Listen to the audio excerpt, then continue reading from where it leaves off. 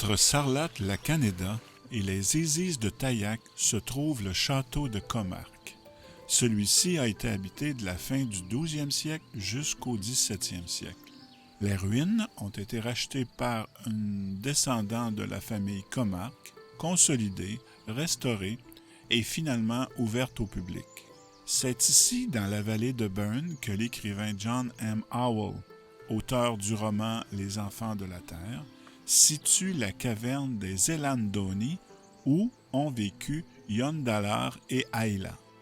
Des traces d'habitat troglodytique entourent le château. Il y a même une grotte en dessous du château où on a reproduit une occupation préhistorique des lieux. Nous nous situons évidemment en Périgord noir.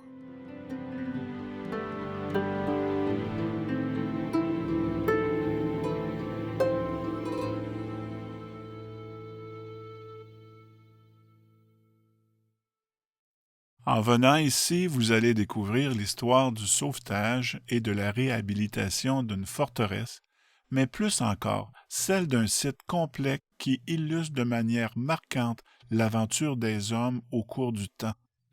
Ce site, apparemment égaré dans une vallée oubliée et sauvage, recèle en effet une histoire et des témoignages qui couvrent près de 100 000 ans d'aléas et d'inventivité de nos ancêtres pour s'adapter aux contraintes du milieu.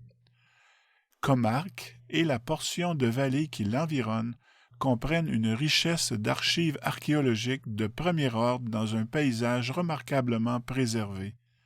C'est ainsi que cet ensemble est considéré comme un sanctuaire, un microcosme de la vallée de la Vézère, elle-même dénommée la vallée de l'Homme. Ce site, abandonné depuis la fin du 16e siècle, utilisé comme carrière de pierre depuis des décennies et recouvert par la forêt, était voué à n'être qu'une masse informe, un lieu légendaire dont pratiquement toutes les élévations encore subsistantes auraient sombré au cours de ces dernières années. De 1973 à 1993, il a servi de terrain de recherche, d'études et de formation dans le cadre du Centre permanent d'initiation à l'environnement créé à proximité.